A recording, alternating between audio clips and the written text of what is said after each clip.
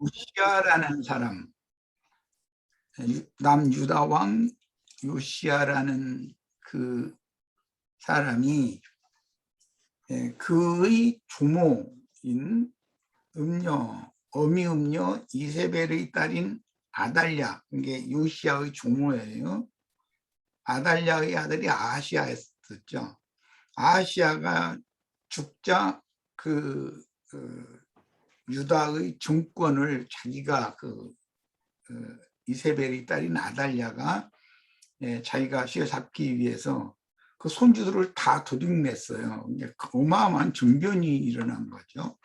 그런데 그때 핏동이 하나 그 요시야를 그 고모와 고모부가 자신들의 그 생명을 뭐 바꾼 거죠.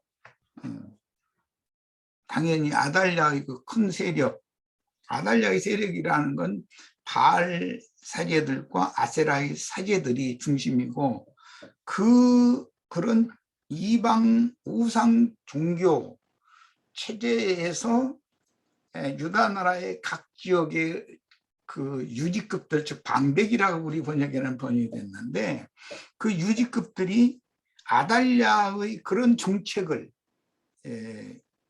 바알과 아세라의 사제들을 우대하는 정책을 같이 동조해주고 부추겨주고 그랬었던 시대라는 것을 이제 기억을 잘 해두셔야 돼요. 그러니까 그런 자기를 돕는 자들, 자기 편에 서는 자들이 있으니까 자기 왕손들을 그렇게 다 도륙내고 정권을 잡을 수가 있는 거죠. 이것은 뭐 남자가 이렇게 쓰면 만약 쿠데타인 것인데 이것은 어마어마한 혁명이죠. 말하자면 정상적으로 자기 아들이 죽었으면 자기 손자 중에 누가 왕위를 잇도록 해줘야 되는 게 그 책임인데 아예 그 손자에게 누구에게 그 왕위가 물러가지 못하게 하고 자기가 왕권을 잡아가지고서 꼭 우리 좀 불행한 나라의 정치인 얘기하면 좀 그런데 전화무게 그런 사람들처럼 그런 식으로 해서 이게 폭력적으로 정권을 이렇게 휘어잡은 그런 여자죠. 그런데 그런 어마어마한 정변 중에서도 한 사람 1점 혈육을 살려주셔요. 그것은 다윗과 이미 언약을 맺었기 때문에 하나님은 약속을 당연히 지키셔야 되는 것이거든요. 그래서 다윗에게 내 평안이 너는 눈을 감게 해줄 것이고 내 후손으로 하여금 내 위를 이어지도록 내가 해줄 거다라고 약속을 하셨기 때문에 아달랴가 자기 그 왕손들을 다 도둑내고 자기가 정권을 찬탈을 했을지라도 반드시 다윗의 위가 이어지는 계통이 이어지 생명의 계보가 이어지는 것이 회복이 돼야 되는 일이거든요. 그렇게 안 되면 하나님이 거짓말하는 하나님이 되어버리고 성경이 아무 의미가 없어져 버리는 거죠. 언약이 신실하지 못한 하나님이 되면. 이게 그래서 그 여호야다라고 했고 그 조상이 이제 히브리어는 그게 이제 베레키하고 신약의 헬라어 발음으로 아람 발음으로 한 건데 그건 바라키아라고 이렇게 한글 번역에는 번역을 바라기아의 아들 스가랴를 성전과 제단 사이에서 죽였다 그러는데 그게 요아스의 고모부 여호야다의 조상이거나 여호야다의 별명이거나 이제 그런 이름이거든요. 그 베레기야라는 게 베레기야죠, 베레기야.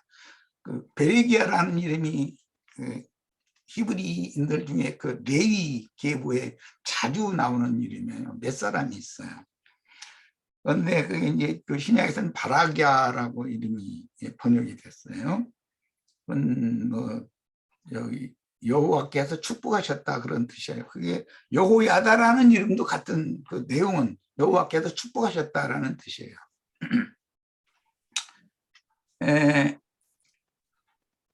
그 여호야다와 여호세바,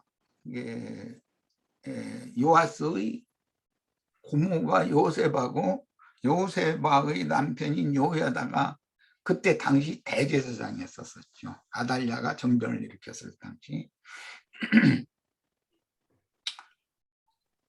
그런데 어제도 내가 그 성경을 읽으면서 이제 그런 얘기를 했었는데, 요아스가 핏덩어리 때 그 여호야다와 여호세바의 보를 받아가지고 7살 되던 해에 왕에 등극을 해가지고 여호야다가 죽기까지 당연히 섭정을 했을 거단 말이에요.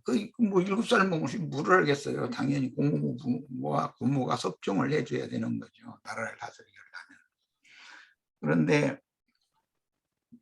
성경에 없는 말이었지만 내가 어제 사람이 은혜를 입은 것이 있고 그 생명이 은인이니까 자기에게 그 왕위를 이렇게 빨리 물려줘서 자기 멋대로 이렇게 나라를 다스리게 그렇게 해주지를 않고 섭종을 오래를 이제 하다 보면 고모나 고모부에 대해서 좋지 않은 그런 감정을 갖게 된다는 거죠.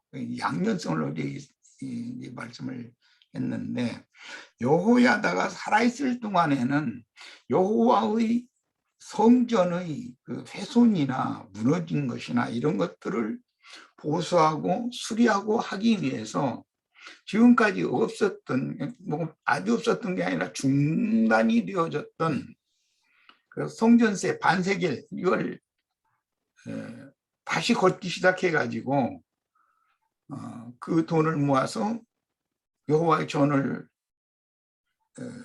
수축도 하고 재건축도 하고 하는, 회복하는 이런 일에 아주 적극적이었었어요.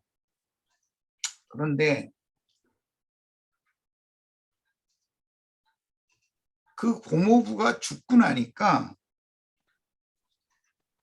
아달랴의 잔재 세력, 그 고모부가 아달랴를 죽였고, 아달랴의 잔재 세력이라는 건 바알과 아세라 사제들과 동조, 그런 신앙을 동조해주는 유다의 방백들이란 말이야. 이게 기득권 세력이, 이게 잔재 세력이 있었던 것이죠. 그들과 합세해가지고 자기 고모와 고모의 아들인 제사장 중에 이제 그 선지자들이 나왔으니까 스가랴라고 하는 선지자를 죽였어요. 성전과 제단 사이에서 돌로 쳐서 죽였어요. 이건 어마어마한 사건이에요. 그래서 내가 이제 어제 이런 걸 염두에 두고, 그 고모부가 살아계실 동안에는 요아스가 하나님을 성실하게 잘 섬겼는데, 고모부가 죽자마자 그를 부추기는 자들이 유다의 방백들이라는 자들인데, 그 이제 문자상으로는 그렇게 돼 있지만 그들은 아달랴 시대의 기득권을 갖고 바알과 아세라를 숭배하는 그런 일을 동조해줬던 자들이죠. 그리고 국가적인 어떤 각 지방의 큰 유지들을 말하는 거기 때문에 그들을 힘입고 여호야다의 자기 고모부의 아들 고종사촌 선지자 스가랴를 죽였어요. 이런 거를 보면 어떤 세력이 어떤 시대의 정변을 일으켜서 정권을 잡고 국가를 좌지우지하고 할 때 기득권을 누리던 자들은 그 수괴가 죽임을 당할지라도 그들이 그동안에 축적해오고 쌓아올린 그런 것들이 기득권이 있기 때문에 그들은 항상 여호야다를 원수로 생각하고 있었다는 걸 알 수가 있는 거단 말이야. 그런데 그들과 그 유다의 방백들과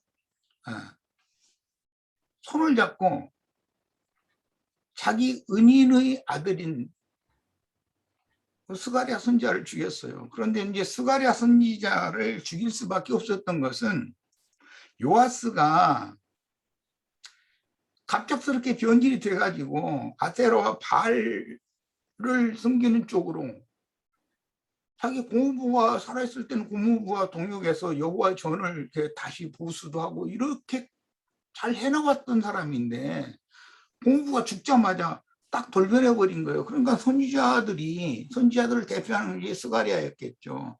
자꾸 번하는 거예요. 이러면 되느냐고. 응? 여호와를 섬겨야지. 바알과 아세라를 섬기는 그 아달랴와 동조하고 있던 그런 잔재 세력들에게 다시 이렇게 돌아가면 되느냐고. 그걸 이제 간한 거예요. 그러니까 그게 싫으니까 죽인 거거든요.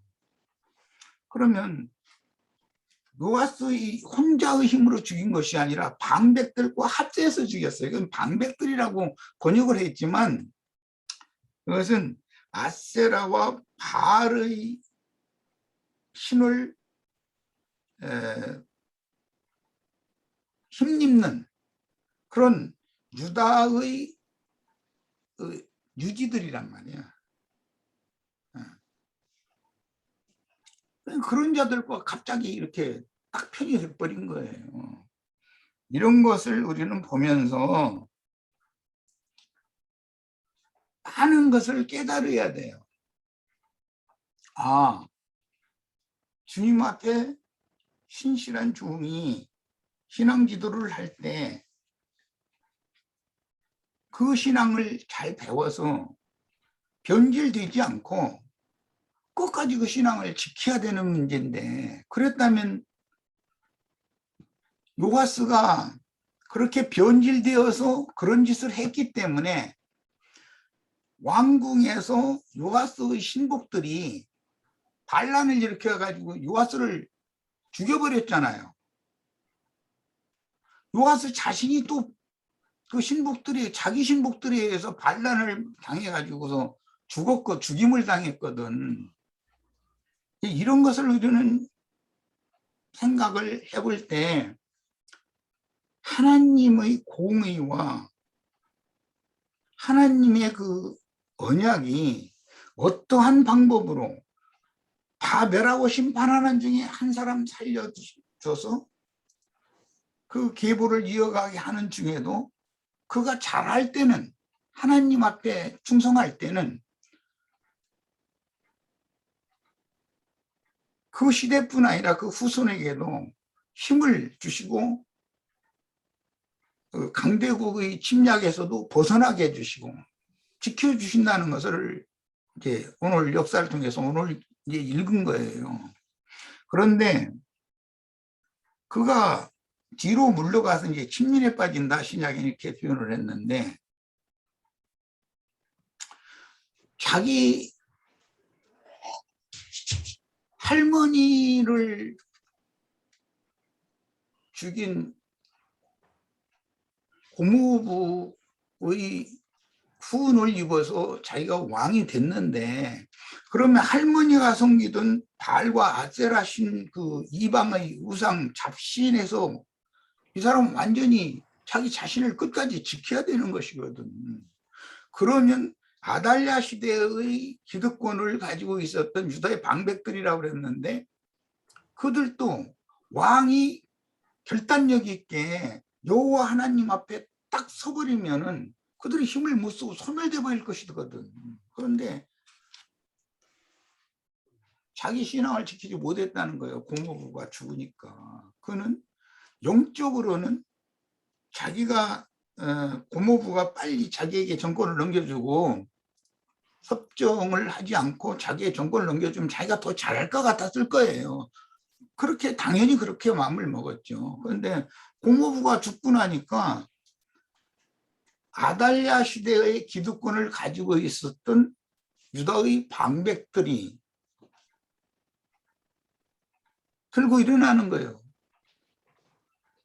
그러면 자기 신앙을 지키지 못하고 그 사람들과 손을 잡고서 오히려 한다는 짓이 은혜를 원수로 갚는 짓을 했단 말이에요. 그것을 하나님은 너무 괘씸하게 본 거예요. 그러니까 요아스는 결국 자기 신복들에게 왕궁에서 자기를 섬겨주던 사람들에게 반역을 당해가지고 죽임을 당했잖아요. 이런 것을 이제 내가 강조해서 어제도 그랬고 오늘도 이것을 곰곰 더 생각해 가면서 이런 말을 하는 것은, 그런데 그 어제 우리 박형재인가 윤영재인가 누가 그 질문을 할 때 율법에 따라서 아버지의 죄를 자식에게 묻지 않는다, 네, 그 말씀이 잠깐 나왔었어요. 그러면 그것은 요아스의 아들 이야기인데, 아마샤 시대까지, 그러니까 요아스의 아들 시대까지 아달랴의 잔재 세력이 계속 기득권을 이어가고 있었다는 뜻이단 말이에요. 이게 모든 것이 국가적으로도 사회적으로도 보면은 뭐가 한 가지가 잘못된 것이 긴 시간 누적되고 나면은 거기 기득권을 가지고 있는 세력들은 절대로 그게 끝이 안 나는 거예요. 절대로 끝이 안 나요. 그래서 아달랴의 그 잔재 세력이 그때까지 남아 있었기 때문에 아마샤는 그 아달랴의 잔재 세력을 힘입어 가지고 자기 부왕 요아스를 반란을 일으켜서 죽인 요아스의 부왕을 죽인 그 반역자들을 죽였으면서도 그 반역자들의 후손 씨를 남겨뒀다는 거예요. 그 아들을, 율법을 그렇게 해서 그런 거예요. 아버지 죄를 아들에게는 갚지 않는다, 이런 식으로. 그 말은 악녀인 아달랴의 잔재 세력이 살아남게 되는, 대를 잇게 되는 원인 제공을 했다는 말이거든요. 자, 그랬는데 사실은 이 아마샤의 아버지인 부왕인 요아스는 그 아버지가 죽자마자 자기 고종사촌을, 아버지가 자기한테 잘못한 것이라고 하는 것은 죽는 날까지 섭정을 계속한 것밖에 없어요. 그 분풀이를 한 거예요. 그러면 아니 자기는 아버지를 원망하는 그것 때문에, 공업으로 원망하는 것 때문에 고종 사촌을 죽여. 그런데 그 요아스의 아들들은 자기 아버지의 원수는 갚았어요. 요아스의 신복들이 반역을 일으켜서 자기 아버지 부왕을 죽였으니까 그들은 죽였어. 그러면서도 그 아들들, 그 후손은 살려놔뒀다, 이렇게 돼 있단 말이에요. 그러니까 이런 것이 하나님의 말씀을 잘못 적용하고 잘못 가르치면은 큰일 난단 말이에요. 아버지의 흠결이나 잘못을 아들에게는 돌리지 않는다. 그런데 그게 여기에서는 완전히 잘못된 거 아니에요, 지금. 아달랴의 그 아세라와 아스다롯, 그 우상을 섬기는 자들의 잔재 세력을 살려놔두는 용도로 이 말씀이 오남용돼 버린 거 아니에요, 말이에요. 이렇게 말씀을 잘못 적용하고 사람의 생각에 따라서, 형편에 따라서, 뭐 어떤 기분에 따라서 이렇게 하면 하나님은 그것을 절대 용서하시지 않는다. 우리는 이런 걸 교훈으로 꼭 받으셔야 되겠어요. 오늘 말씀은 그 북이스라엘을 멸망시킨 이제 그 아수르의 사내립과 뭐 북쪽의 호세아 얘기가 이제 중심이 됐었고, 그런데 아람을 아수르가 멸망시켰고, 이제 지금 바벨론이 첩자를 히스기야 궁으로 보낸 얘기까지 오늘 읽었잖아요. 바벨론이 결국은 아수르를 이제 무너뜨려 버리고 바벨론이 일어날 거예요. 그럼 이제 다음에 읽을 때는 이제 그 얘기로 넘어가는 거죠. 야, 이것은 우리가 그냥 이 역사서를 읽을 때 사람의 생각을 가지고서 읽지 말고 말하고자 하는 의도를 찾아내야 된다. 이게 이 성경에서 지금 말하고자 하는 것은 은혜로는 못 갚아도 은혜를 원수로 갚지 말아야 된다. 어제 내가 이걸 강조를 한 거예요. 말씀 적용도 잘못하면 큰일 난다. 하나님의 어떤 생각을 먼저 물어보고, 하나님은 이런 일에 대해서 왜 이런 일을 이렇게 일으키셨지? 이런 것을 먼저 물어봐야 되는 게 신앙인의 당연한 태도이단 말이죠. 역사서를 읽을 때 열왕기편은 그 왕의 계보를 중점으로 다뤘지만, 이제 동일한 그런 역사적인 사실이 역대기에서는 제사장들의 계보로 이렇게 그 관점으로 기록이 된 거기 때문에 그 왕의 계보를 읽을 때는 당연히 제사장의 계보도 같이 읽어야 되는 거예요. 그 하나님의 뜻을 이해를 해야 된다는 뜻으로 이 말하는 거예요. 지금 내가 성경을 어제 오늘 이렇게 해석을 하는 것은 균형을 딱 잡아서 봐야 된단 말이에요. 하나님의 생각이 어떤가. 이제 결론을 내리겠습니다. 하나님은 교만한 자를 물리치시고 겸손한 자에게는 은혜를 입히시는 분이에요. 오늘 이제 아까 질문도 나왔는데 히스기야 이제 말씀을 마칠 거예요. 히스기야가 자기 생명 연장을 위해서 면벽 기도를 했더니 15년이라는 그 생애의 날수를 연장해 주신 말씀이 나왔어요. 그런데 그걸 시험을 할 때 해그림자를 뭐 앞으로 나가게 10도를 앞으로 나가게 할 거냐 뒤로 돌아가게 할 거냐. 근데 그 히스기야가 생각해 보니까 뭐 해가 기울면 자꾸 앞으로 가는 거야. 뭐 자연스럽게 가는 거니까. 그것보다는 오히려 이미 갔던 것을 뒤로 돌리는 건 어려울 것 같다 생각해서 10도를 뒤로 물러가게 하는 그쪽을 해달라고 했다는 거예요. 그러면 이게 히스기야의 15년 전으로 시간을 되돌려줬다, 시간표를 돌렸다, 지금 이 말인데, 하나님은 능히 사람을 그렇게 사람의 생명을 주관할 수 있는 분이다 이거예요. 15년을 연장해 준다라는 말은 앞으로 나가는 인생을 말하는 것이 아니라 지금까지 살아온 나라의 15년 뒤로 돌려가지고 다시 살게 해준다 이 말이에요. 그러면 이제 다음에 읽을 내용에 보면 하나님이 거기에서 뭘 말씀하시고자 하냐. 지난날 네가 네 스스로 뭔가를 하려고 했을 때 같으면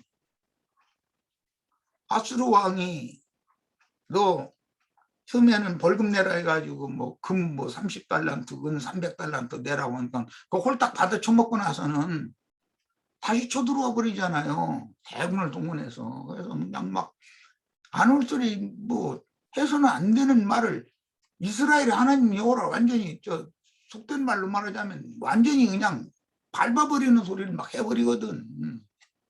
그러니까 하나님 다 듣고 계신 거예요. 그럼 하는 행석도 다 아니 돈으로 받았으면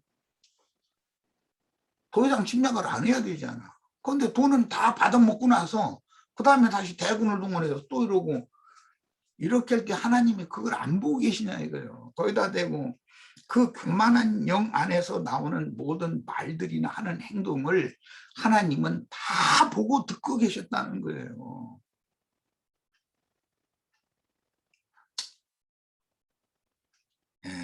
하나님은 우리의 일거수일투족, 우리가 뭘 생각하고 뭘 계획하고 하는 것도 다 알고 계셔요. 이걸 알아야 돼. 제일 중요한 것은 하나님 앞에서는 순종을 가르침받는 거예요. 내 맘대로 뭘 자꾸 함부로 하려고 그러고, 내가 뭐 하면 뭐 다 될 것 같고, 내가 하면 더 잘할 것 같고, 물론 그럴 수도 있겠지만 하나님께서는 다 무엇이든지 때와 기한을 정해두시고 사람을 훈련시키시고 쓰실 때 되면 다 낮은 자를 높이시고 높은 자를 낮추시고 부한 자를 가난하게 하시고 가난한 자를 부하게 하시고 마음대로 해요. 길게 살 것 같고 건강한, 오늘 우리 막 건강한 것 같으죠? 몰라요. 내일 죽을지. 고롱고롱 금방 죽을 것 같으죠? 몰라요. 100년도 살. 그거 누가 알아는 거고. 생님 주인 그분이 알아서 할 일인데. 예, 이런 걸 통해서 우리는 믿음을 더 견고하게 하고 하나님의 손이 얼마나 두려운 손인가를 배우는 그런 기회가 됐으면 하는 마음입니다. 네, 마칩니다. 네. 형제님 주신 말씀이 참 아버지 죄로 아들을 죽이지 않고 그 말이 이게 이제 복음적으로 생각을 해보면, 그러니까 형제님은 어찌 보면 이제 그 불의한 생명의 씨를 완전히 멸절시켜야 되는 어떤 그런 측면도 있고, 또 이제 그게 반대로는 그들이 이제 그렇게 왕으로부터 선의로 사면을 받았으면 그들이 왕에게 은혜 입어서 충성되게 행해야 되는 이 부분도 있는 거라서, 사실은 이제 그걸 어떻게 이제 후자 같은 경우는 오늘날 우리로 보면 이제 그게 복음인 거고, 사실은 그런 거예요. 훈련을 받고 주님이 받으심이 되었으면 생애가 끝날 때까지 순종하는 법을 배우면서 겸비하게 일생을 마쳐야 그게 축복된 인생이다 이 말이에요. 하나님이 뭔가를 좋은 걸 주셨다 해가지고 히스기야가 나중에 교만해지니까 그 15년 동안에 낳아서 길러놓은 아들이 므낫세라는 그 히스기야 아들이잖아요. 므낫세의 죄로 말미암아서 내가 다윗과 약속을 할 때는 그 대가 끊어지지 않겠다고 했지만 이 므낫세라는 놈이 너무 심의해가지고 도저히 그 유다도 그냥 대가 계속 이어지지는 무더기 해야 되겠다 해가지고 므낫세의 죄로 말미암아서 유다까지 바벨론에 의해서 멸망받는 말씀이 돼요. 이게 이거는 이제 앞으로 읽을 말씀인데 얼마나 중요한 것인가를 꼭 생각을 해보시길 바래요. 우리들이 주님의 은혜로 구원을 받았으면 은혜 안에 끝까지 머무는 그런 것이 얼마나 중요한 걸 알아야 돼요. 잘못하면은 뭔가 이게 좀 아수르의 큰 세력을 하나님이 막아줬는데 지가 뭐 어떻게 한 것처럼 히스기야가 말이요. 그렇게 교만해져 버리니까 바벨론은 아수르를 무너뜨릴 걸 다 이미 계획을 되었고 바벨론 신흥국이잖아요. 그런데 이게 여호와의 나라인 유다 나라에 첩자를 딱 보낸 거잖아요. 그 정황을 살펴보려고. 그런데 히스기야라는 놈이 기고만장해가지고 한다는 짓이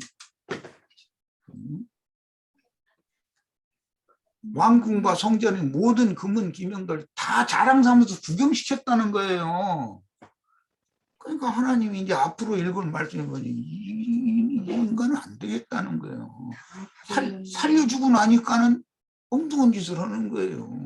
그러니까 그래서 바벨론에게 결국은 히스기야의 처음에는 얼마나 선정을 베푼 사람이에요. 나중에 그렇게 타락하고 변질됐기 때문에 그 죄를 물어서 유다 나라를 멸망시키는 이야기로 이제 나가는 거잖아요. 앞으로는 이런 걸 잘 생각들을 하시는 그런 시간이 되기를 바랍니다.